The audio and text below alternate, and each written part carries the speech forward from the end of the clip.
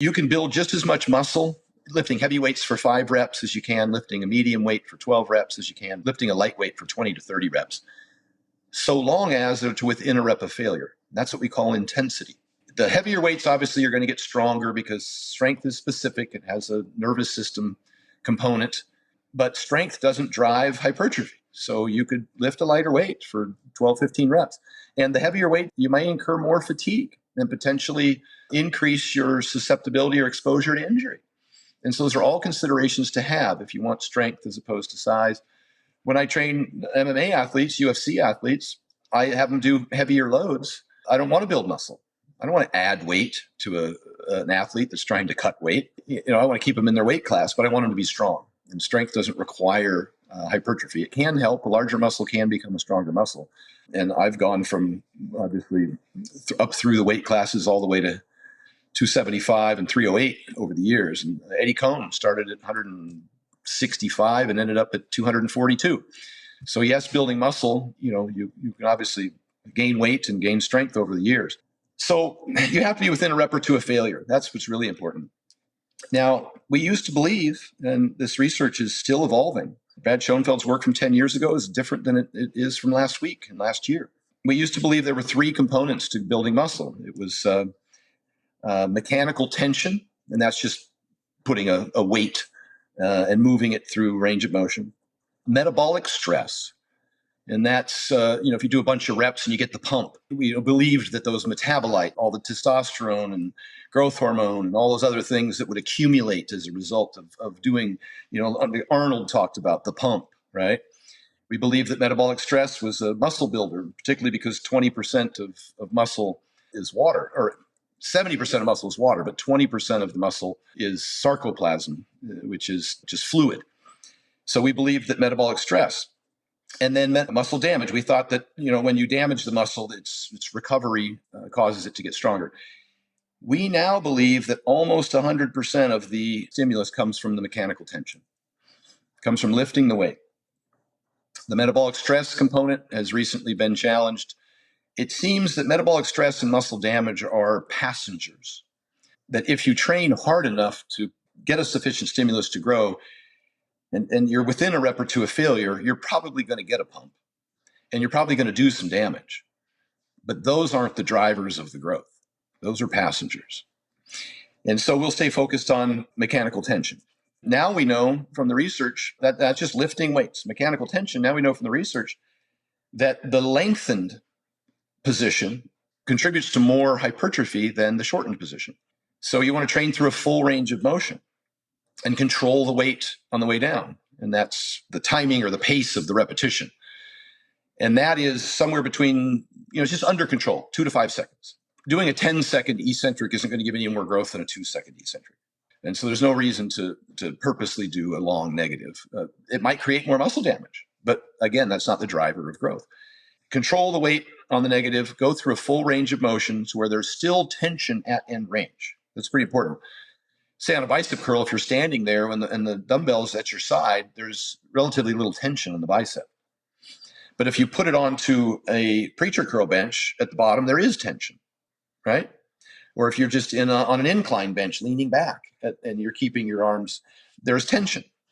If you take a cable and pull it through your legs so that the stack's behind you, and you do your curl that way, when you're at full extension, there's still tension because the cable's pulling, back through your legs. If that's description is sufficient for people to follow. That's just an example. Same with quadriceps. When you're standing there at the bar on your back, when you're squatting, there's no tension. It's not until you bend your knees that you start to create tension. Now you want to go all the way down to get as much knee angle, as much stretch or lengthened position in the quadricep as you can. That's why a full squat would be better than a 90-degree squat for hypertrophy. Now, there's something to be said for 45-degree or 90-degree squats for strength, because strength's specific. And if your athlete is only moving from that knee angle or that overall angle, hip angle and knee angle, you may be able to strengthen that position more by working in that position. And so I want to be careful to distinguish between strength and hypertrophy. Leg press, if you're focused on your hip angle with feet high and outside on the leg press platform, you're not going to have a whole lot of knee angle. You're going to have a kind of a vertical shin. And so you're not going to get as much stretch in the quad. All the stretch will be up in the hip, be more glute. And so where you place your feet in and down and how much knee angle you get will determine how much stretch or lengthened position you get in the quad. And that's a better hypertrophy stimulus than a heavier weight loaded through the hips with the glutes participating in the movement. So even load doesn't matter. What matters is, especially if you're recruiting multiple muscle groups in a multi-joint movement, that's why isolation movements are just as effective for hypertrophy as multi-joint movements on a specific muscle. We use multiple joint movements because they get benefits for multiple muscles. If you don't do that exercise through a significant range of motion and your body responds differently than someone else's, for example, if you're bench pressing, you get 3 bench pressers. One guy might have huge front delts from bench pressing. Another guy might get huge triceps from bench pressing. Another guy might get a huge chest from bench pressing. And some lucky motherfucker probably gets all 3. But I'm not that guy. I got big front delts from bench pressing. I didn't necessarily get big triceps or chest from bench pressing. So when I worked with Flex Wheeler, he took me off of bench pressing because I already had huge front delts, and that's what the bench press did for me. And so he would put me onto dumbbells and make me bring my sternum up and drop my shoulders back and get my elbow really deep and wrap my pec around my rib cage to get a full stretch. And I got more volume in my chest than I'd ever gotten from over 20 years of competing in 6 months of training with Flex. And just because he made me utilize an exercise that more specifically benefited my chest. And so he did the same thing. He wouldn't let me squat. He took me to leg press, feet in and down, huge knee angle.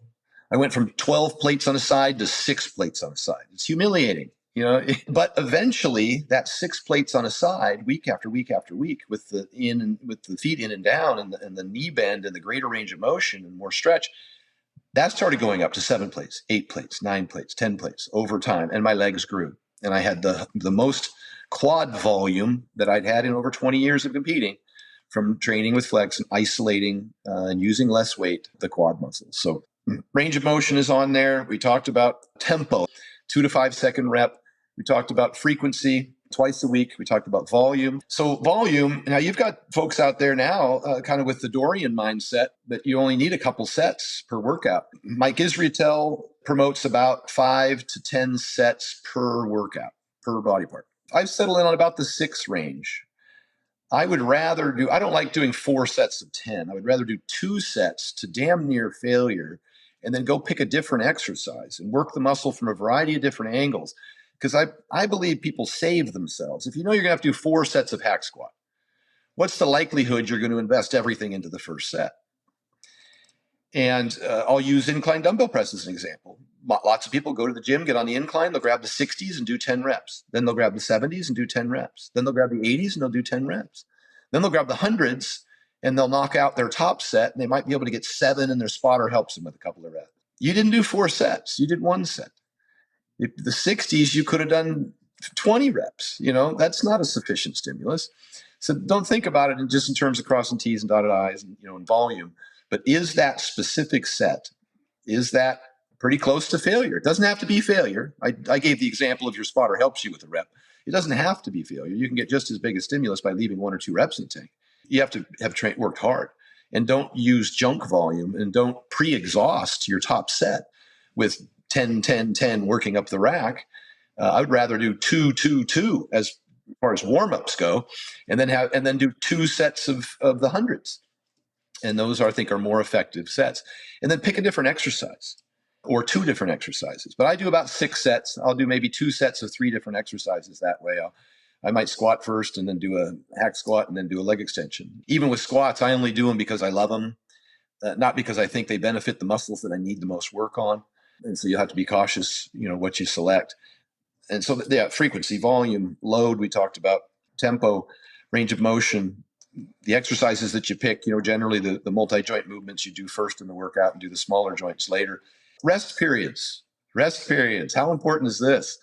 And this goes to what you said. A lot of people go to the gym and try and burn calories. And so they're running through their workout with short rest periods, these little 30-second rest periods. It's like a CrossFit workout. Not the best stimulus for growth. Schoenfeld did another study. He showed 1-minute rest periods compared to 3-minute rest periods. The 3-minute rest period, people had greater hypertrophy growth. And that's simply because when you do a set, you deplete certain metabolites in your system. A few things happen. One, your central nervous system is stressed and it takes a couple, 3 minutes to recover. If it's a squat set, it might take 5 minutes. If it's a bicep curl, it might only take a minute. And so it's different for different body parts. Acid accumulation, we used to think was lactic acid, but it's really hydrogen ion buildup and your inability to process those out. And so you get acid buildup. Well, that takes time for your body to dissipate so that you can do another set with sufficient load. Remember, mechanical tension being the most important thing. You don't want the limiting factor to be the fact that you've got oxygen debt or you've got lactate clearance issues, or you don't want that to be the limiting factor. And then lastly, a creatine phosphate. Most of these sets are done in the creatine phosphate system, not in the glycolytic system. That depletes itself, and so you need a couple minutes for that creatine. Hopefully, you're taking creatine monohydrate, and adenosine triphosphate breaks down to adenosine diphosphate, and then you need a phosphate for the energy. And that's that first 10 to 15 seconds of energy, which is what most of these anaerobic weightlifting bouts are about. And so give it ample time. Rest at least 2 minutes between most sets. I think Dorian said one time after a heavy set of legs, it might take him 4 minutes to remember his name. And I'm in that camp. I rest longer. By UFC athletes, it's really hard to get them to adhere to that because they look at everything in terms of is this specific to the ring? And your training stimulus has nothing to do with your performance in your sport. It's simply to build either muscle or strength or both, depending on what the demands of your sport are. And the optimal stimulus for that is not to move fast through a bunch of different exercises. It's to get sufficient loading to create a stimulus and then to progress that over time. And you need the rest. And so these workouts may take longer and probably should take longer. One option for busy people is to utilize superset antagonistic body parts or opposing body parts. I know it's an almost impossible question to answer here because there's so many variable exercises that people can do.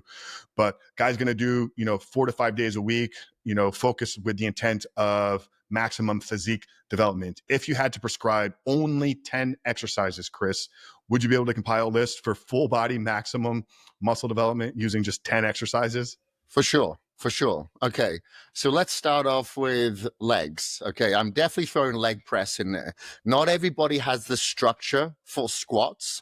So without me actually seeing that person and understanding is that person's Achilles tendons really tight, so they're leaning forward, have they got very narrow hips, so they have issues with their flexors, et cetera, et cetera. So I'll throw leg press in there as the one for legs. And then I'll come back.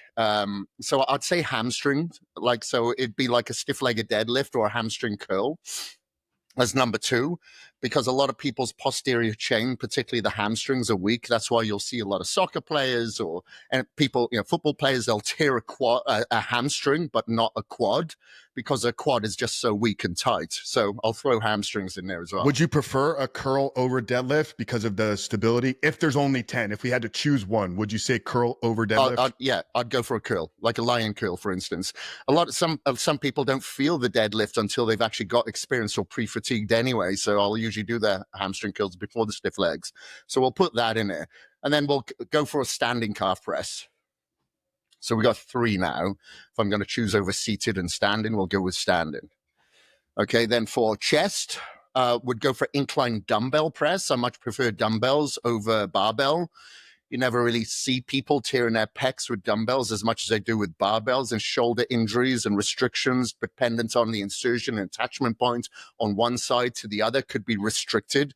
So it causes an issue with that plane of motion. That's why dumbbells can be a little bit easier for people. So I'd go with incline dumbbell press, and then maybe a flat dumbbell fly as number 2. How many exercises are we up to now? That's 5.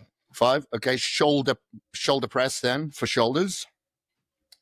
And then generally I'd go for a rear movement as well. So rear dumbbell raises, because generally the rear delts are a lot weaker than the front, because like we're on our computers, our hands are always in front of us, we're carrying things, we generally become a little bit round shouldered. So based on that, going to back now, I'd go with a bent over barbell row, again to work the rhomboids, the traps, and the lumbar. Overhand or underhand? Overhand. overhand. I'll go because I want to hit the traps. Generally, people's traps are a little bit weaker. We got two left. That's 8. Okay, and then we got a barbell curl. And we're hitting something for triceps. Hips. Parallel or on a bench? Parallel. I like the parallel. As long as they're staying upright so they don't target their pecs, you know. So it's a very narrow. If they can get a narrow grip and stay upright, sure, but then it'd either be a bench dip or close grip push-up. Yeah, great. Yeah, I don't disagree with much of that. Obviously, very difficult. You know, with the minimum requirements there of just 10. But yeah, I should have thrown in another back exercise, I think, instead of a chest. maybe a pull up.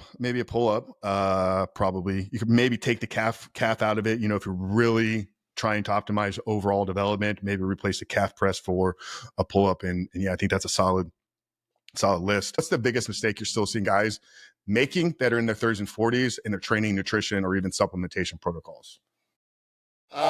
Good question, because it's hard for me to narrow it down to one because there's so many that I see that people are doing wrong, whether it be overtraining is one, but I'd say today more than anything, people are overcomplicating it. You know, they're trying to get the form like textbook correct. They're not really pulling or pushing enough weight to cause trauma. You know, they're more worried about the angle and the technique and the range of motion and the speed of that motion, as opposed to just pushing some bloody heavy weights. You know, the amount of times I'll have people say to me, and they're just starting out, like, should I have my feet pointing this way or this way when I'm doing a leg press or squat? And I'm like, just push, bro. Just follow failure. If you prioritize failure, then the success will come. If, you know, your legs are your weakness, then they'll become a weapon when your brain becomes one. And you have to go in there with absolute intensity, knowing that it's going to be uncomfortable. And most of us want to be comfortable. You know, it's a survival mechanism. We need to be comfortable. We need to be lazy. We need to, you know, store the calories that we're consuming. So, you know, our biology is against us. So you have to kind of force yourself. And, you know, that's why I always tell my clients to do hard shit in the morning, and then it'll get a little bit easier when you get to the gym or whatever you're trying to accomplish during the day. But I'd say it's the overcomplication. Everything's turned a little bit too scientific or a chemistry experiment as opposed to just, you know, purpose and drive.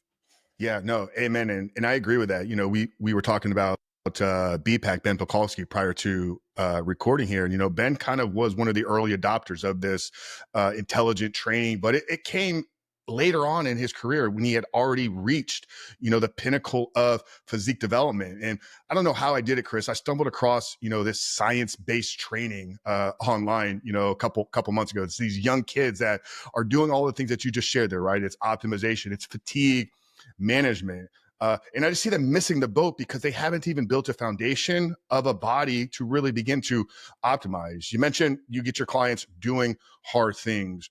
What's the value, not just in the gym, but in life, of having that capacity of enduring the pain, of getting into the suffering? How does that carry over into our training, but also our everyday life as, you know, humans trying to kind of walk this earth here? Well, look, it's summer at the moment, right? Everybody wants to be outside. They want to be at the lake, you know, but sometimes you're going to have to go no and decline that offer to go out and have a good time because you got work to get done. You know, it's like this weekend, I worked all weekend. We're moving house. So I worked until late into the evening during the week just so I could have my weekend clear so I could move crap, donate stuff, give stuff away, sell stuff, and move stuff. Did I want to do it? No, I didn't. But if I'm used to doing hard stuff, then it's an easy transition to go, okay, it's just something that needs to be done. And, you know, you look at a lot of people, let's say, that are extremely overweight. You speak to them, they don't like moving. They don't like exercising. They don't like eating clean.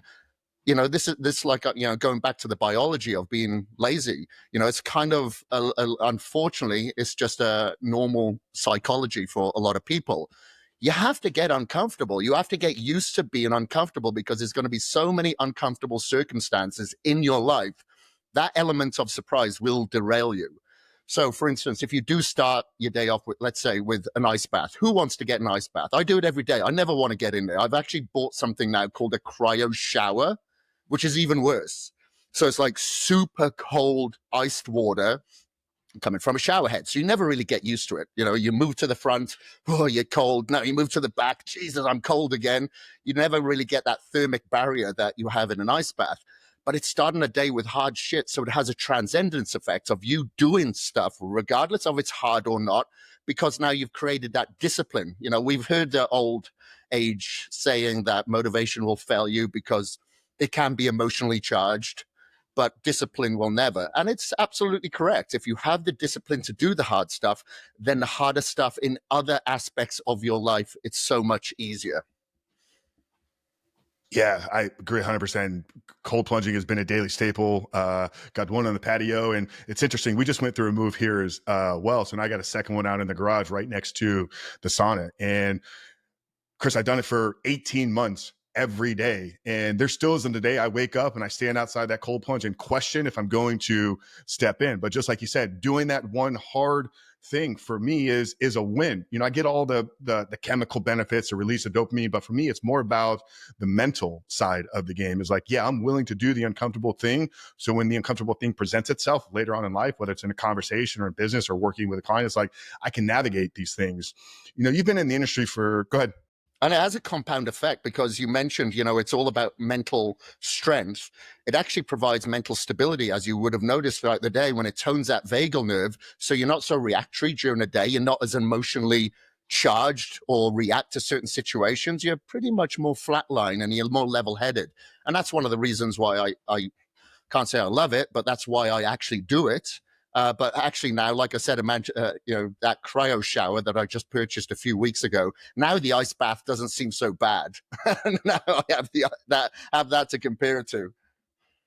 That's crazy. Yeah, I'm gonna have to check that cryo shower out. I mean, I'm always looking for things to kind of push the envelope here. You know, I'm sure you're familiar with Andrew Huberman. You know, he probably about 6 months ago, he had a podcast with Goggins, who obviously Goggins is the king of doing the hard shit. And Huberman was speaking to this recent discovery in neuroscience in our brain, part of the prefrontal cortex known as the anterior cingulate cortex, that when you do the hard thing that you don't want to do, it expands its capacity. So you literally are training yourself to endure, like not just a belief or a mindset, but an actual structural part of our brain grows when we do these hard things. And that's why this conversation that we're having here is so important to the guys that are out there. You know, there's a number of ways to train.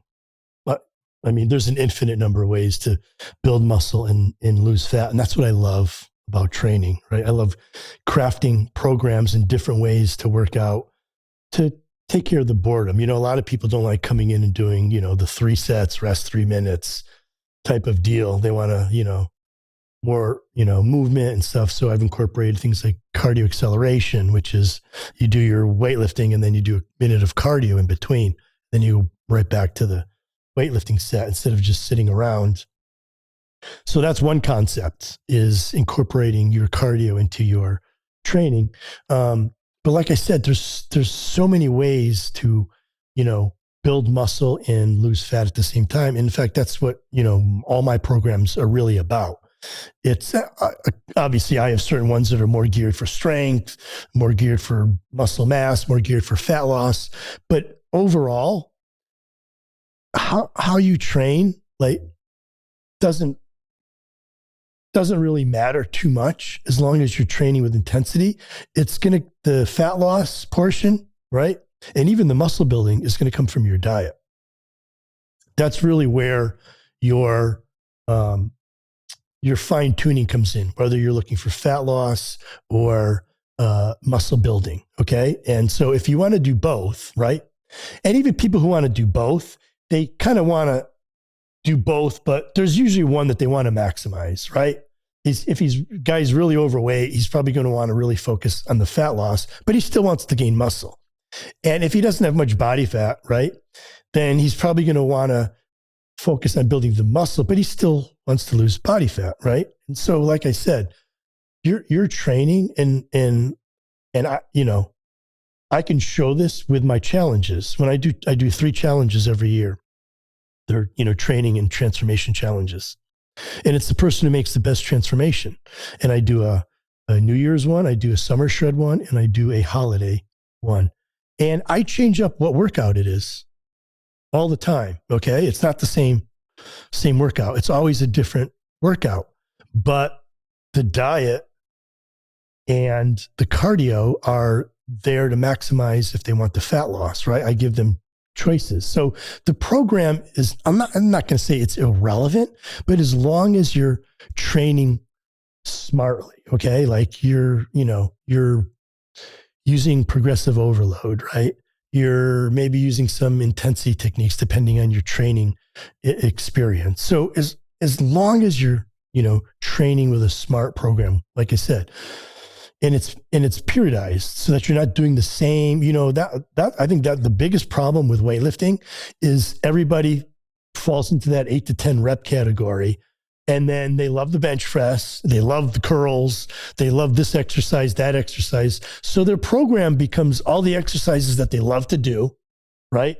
I've had clients in the past that hate curls. And every arm day, they're just like, oh my God, do I have to do this?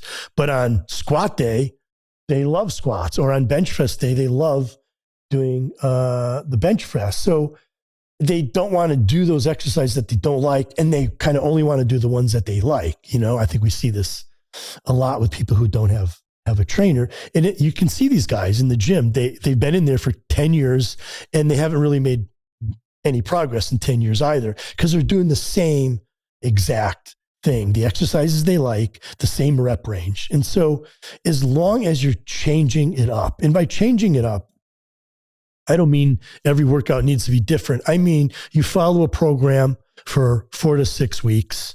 And then after those 4 to 6 weeks, you gravitate towards a different program that uses different concepts in training and different styles of training. And then when that one's over in 6 to 8 weeks or so, you move on to a different one. And so I think the real key here for maximizing fat loss and growth, and I'm talking over the long term here, right? We're not talking about, I want to go to the Bahamas and I want to look good on the beach, or I'm getting married and I want to look good in 6 weeks. I mean, over the long haul, right? It's changing up your routine, right? And again, like I said, it's not essential whether you're doing 10 to 12 reps, whether you're doing 6 to 8 reps, whether you're doing 15 to 20 reps. What really matters is that you're using those rep ranges, either changing them up within the program that you're doing or changing them up by changing your program. Okay. So change, I think, is the number one thing. But a lot of people, like you said, if they're focused on fat loss, they think that their weightlifting program has to be a fat loss focused weightlifting program. And we can talk about, shorter rest periods might burn more fat. Using supersets might increase calorie burn, which would, compound sets use more muscle, so you burn more energy. Like, sure, we could talk about things you could do when you're lifting to burn more fat, if you will. But at the end of the day, the weightlifting should really be about the weightlifting, right? And the fat loss comes, obviously the weightlifting helps with the fat loss because you are burning calories. You're burning calories the rest of the day. But what you did in the gym has a small, and again, as long as you're training intensely, right, and properly, whether you're doing supersets or regular sets or drop sets, is going to make a small difference in your fat loss. But the diet, how you're eating, right, what you're doing with your diet, and if you're doing cardio as well to burn more calories, is where the fat loss portion is going to come from. So I'd say the biggest mistake that people make is thinking that they need to change their weightlifting program into some magical fat loss weightlifting program, which isn't the case, because use the weightlifting to build your strength and your muscle mass. And again, you're going to lose fat regardless of if you're resting 3 minutes or 1 minute. You're going to lose fat from the weightlifting, right? You're increasing metabolism during the workout for the rest of the day. You're going to lose fat from that alone, but then you maximize that response that you get regardless of which way you're training, with your diet and then with cardio.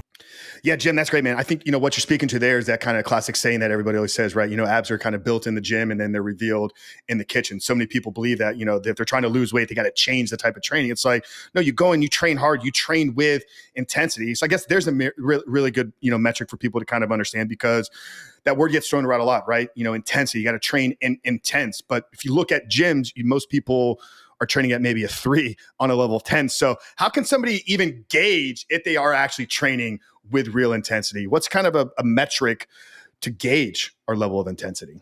Yeah, I mean, that's a good question. Do you feel fatigued at the end of the workout? I mean, you don't have to be on the floor, right? Are you sweating?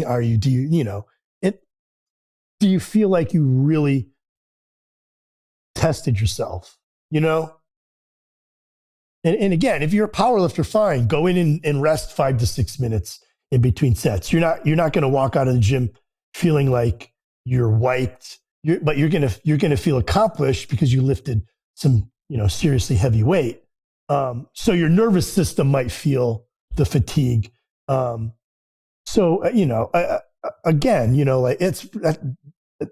That's a tough question to answer, without like an RPE scale. Like, how do you feel? Do you feel like you're putting in the most intense work you've ever done, or, none on the scale? Where do you fall? And so it's really subjective. Like, how did you feel after that workout?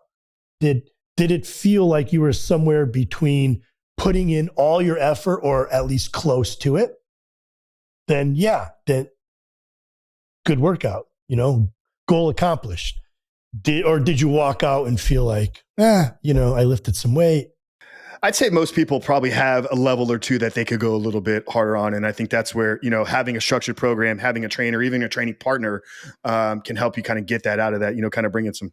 Absolutely. I mean, I've made my greatest, progress in my competitive career when I was training with somebody that was slightly better than me in a couple things. Maybe they're a little bit stronger, but I had a little bit more endurance in some movements, or they were better on legs and I was better on back. And you kind of begin to compete and kind of work with each other.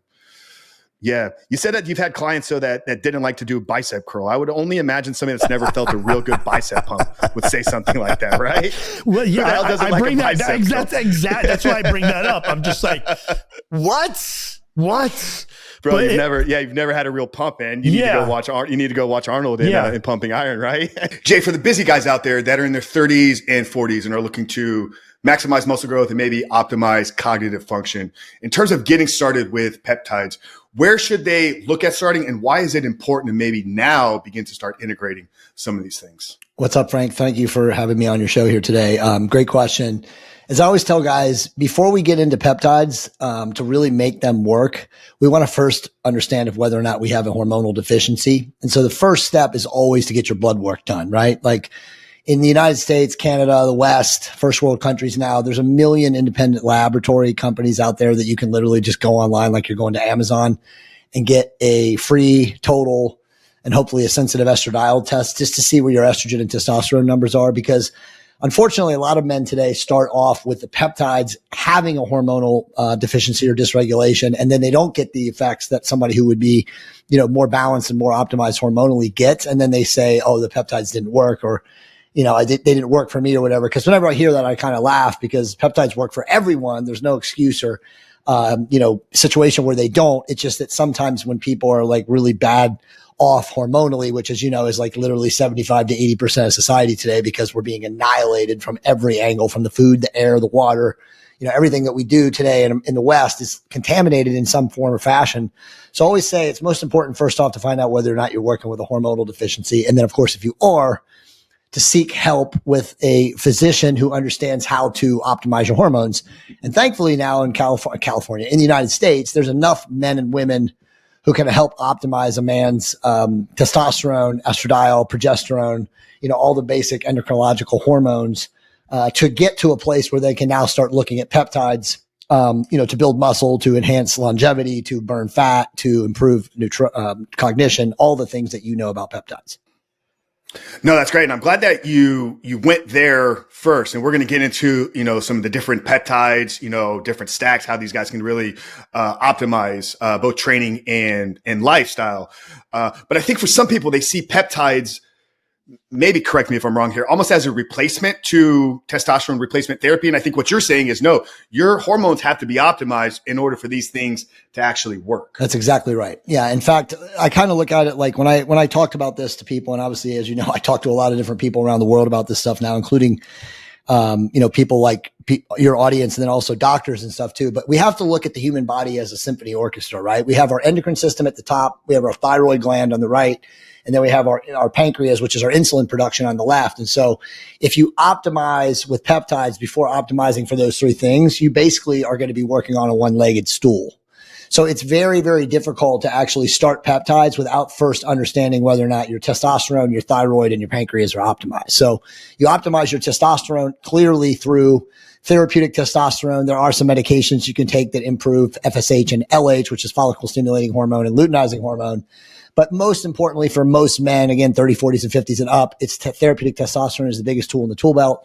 With thyroid, we're looking at using porcine or desiccated thyroid, because what happens is when you optimize for testosterone and estradiol and progesterone, you have to also optimize the thyroid, but you don't want to dysregulate natural thyroid production. So we use desiccated thyroid because it's a very mild form of thyroid. It's T1, T2, T3, and T4.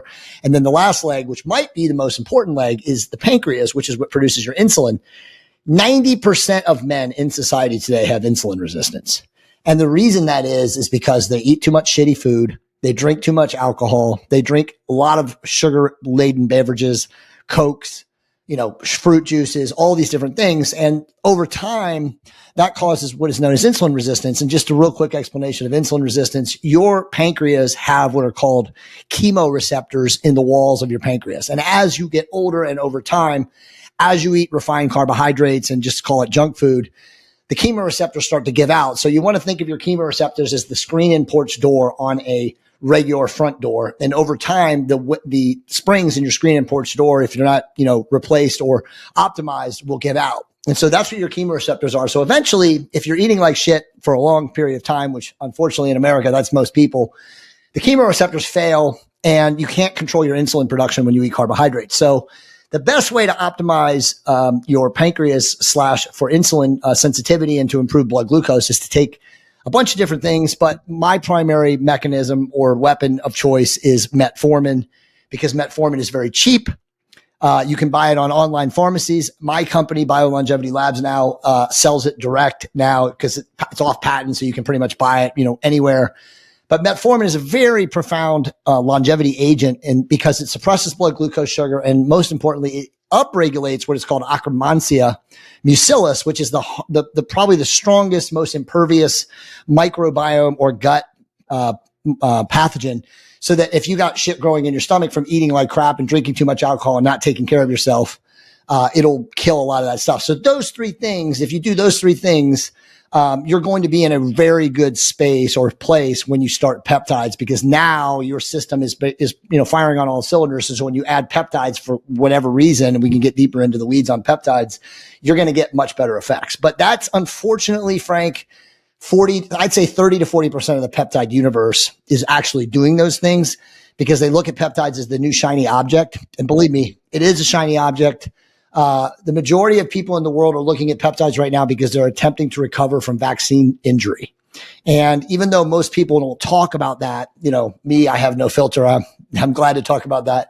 I've benefited in my personal brand in my life because when I launched my book on peptides 2 years ago, it was literally like in the peak of people starting to suffer from that, debacle of the scamdemic. And so it just went to the top of the food chain on Amazon and, all these people, and people started asking me about talking about peptides. And so me and my business partner have actually created a vaccine recovery stack using peptides, but I don't really publicize it because I don't want my website to be deleted. You know what I'm saying? But I have that. So if any of your guys are suffering and they listen to this podcast, they can, of course, email me and I'll be happy to send it to them. I always send everything out for free. I don't charge people for this kind of information because it's too important. But to get into the weeds about peptides, we absolutely can. But doing those things, most importantly, is going to make sure it's going to standardize that your peptide adventure is really, really prosperous and successful. Yeah, we'll see if we can link that back in there and maybe circle back to that vaccine conversation. I want to stay here on the muscle building side of things and maybe the cognitive performance for now. You brought up metformin here, and I threw this out to kind of my audience. I talked to some of my buddies that know you, follow your work. I got some friends that are in your 30-day to shreds program right now. I know you talk very heavily about metformin, and I think that there's been some recent articles and even some big name influencers, not to call anybody specific here, but Ben Greenfield coming out talking about maybe some of the harmful effects of metformin on muscle building. What are your thoughts? What is your understanding around the role that this can play? And are there any negative effects for maximum hypertrophy if we're taking metformin? Yeah. So, I mean, like well, first off, it's kind of a misnomer. There's no negative effects for metformin. Metformin can, because it's so effective at regulating blood glucose and blood sugar, it can rate limit what is called mTOR signaling. And mTOR signaling is, responsible for IGF-1 production. It's also responsible for maximum force production. And so at the end of the day, like if you are not hormonally optimized, which again, in today's day and age, if you're not hormonally optimized, good luck trying to build muscle, then it may rate limit your ability to generate maximum force and contractions. But again, calling a spade, and I've been obviously using metformin for 22 years. And I know thousands of competitive bodybuilders and pro strongmen that use metformin. It's not that big of an effect. Like Stan Efferding, who's obviously a good friend of me. I'm sure you probably know him, the Rhino. He's a very, very famous strongman. And him and I have debated this and, been on shows and podcasts and stuff like that. And even Stan, who's probably the smartest strongman on the planet, will say, me and Jay used to go back and forth, and Jay's right, but I'm also right, because if you're a strongman or you're competing in a lifting competition, you want maximum force generation. You need to come off your metformin for 10 days before your event, right? So that's kind of like the happy medium. But to what Ben is saying, and of course, Ben is also a good friend of mine. If you're not on testosterone, which again, you'd have to be crazy if you're 35 in the United States and not on testosterone at this point, because you probably have a deficiency, then yes, it might help, not harm. It might prevent you from maximum torque generation, but it does so many other good things, right? Like, and again, the number one thing metformin does is increases Akkermansia in the microbiome. My argument is that you want to be on it anyway, because you want to be impervious to whatever other, super bug or COVID or whatever else they got up their sleeve that's coming. You know what I mean? You want your stomach to be impervious. In fact, there's literally, bro, over 100 studies on PubMed and Medline right now from just during the scamdemic days of people who were on metformin who never got COVID. So that's how strong it is as an impervious, a blocker or an agent to keep your stomach microbiome super optimized. And so that's why I would say to take it. But as far as is it really going to prevent you from building maximum muscle? Unlikely, over time. And again, for the benefits of it are so good that it just outweighs that, that minimal risk of not being able to generate maximum force production in a lift. I've been using it for 22 years and I'm pretty strong and have a good physique. And I know a lot of bodybuilders that, take it, and obviously they're geared to the gills, but they don't notice anything bad. The one thing that I will say is that if you are, a bodybuilder and you're using therapeutic testosterone or more, and also growth hormone or growth hormone agonist peptides, you want to take metformin to prevent insulin resistance, because those drugs can actually cause insulin resistance when you take a moderate dosage for a long time.